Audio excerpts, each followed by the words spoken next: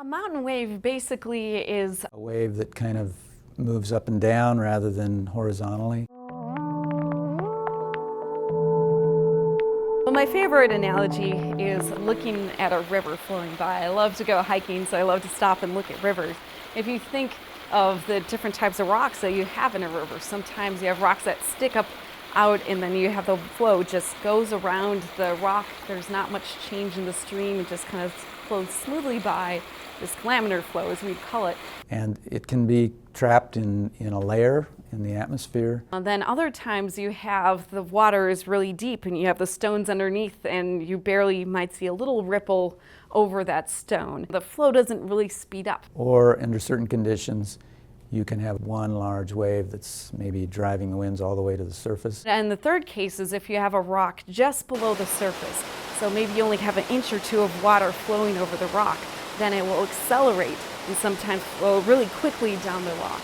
And that's the case that we're the most concerned about. The atmospheres can behave like that if it's really stable near the surface. If you have a lot of cold air pulling out of the interior of Alaska over a mountain, it's the same effect where it will just, in a very narrow stream, flow really quickly over, say, Kodiak Island and accelerate.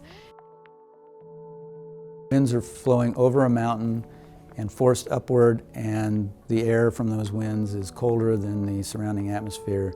It's going to be forced to sink on the other side of the mountain. It's called a buoyancy response. You get an upward response on one side and a downward response on the other because of the sinking. Then that will produce what we call a mountain wave. Once that wind starts interacting with the terrain, it gets really complex. And there again, if you want to start getting accurate forecasts for Delta Junction or even Fairbanks, you need to resolve the terrain because the terrain will accelerate and decelerate the wind in various ways.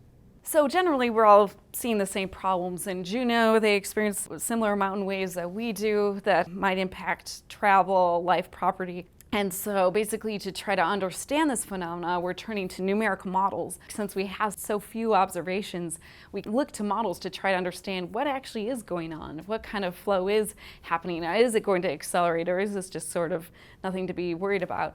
And again, this is me, a computer scientist, just starting to learn that when we get the real high resolution and real small scales, it's not just wind channeling through crevices and all, it's turbulence, wind hitting something and then kind of shooting up and coming back. You think of a raging river. The atmosphere is a fluid. You try to visualize water flowing through the mountains. What's going to happen when water starts coming up against this mountain and where the eddy's going to be, because that's where they're going to be in the atmosphere too. It's the same process. But the problem is that models don't always capture these phenomena. So that's when we start working with Don, because he's exploring the same problems too in high terrain. He's trying to push the model as far as he can, and that involves modeling some of these wind events. Some of our operational models are fairly coarse. We have one that we use that's 40 kilometers in resolution. In southeast Alaska, we have narrow channels, narrow fjords that are maybe 1.5 kilometers wide. So those are invisible to this model, it doesn't see them. But for large-scale hemispheric circulations over a period of 1 week or a little more, that's adequate.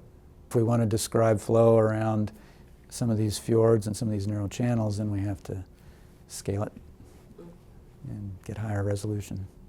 Thinking of the rapids is a really good analog, because you know there's a certain structure that goes on there that you can predict.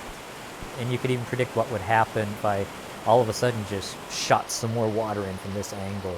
But then at the very small scale, where is every drop of water going to go? You get to a point where you just can't do it. It becomes random.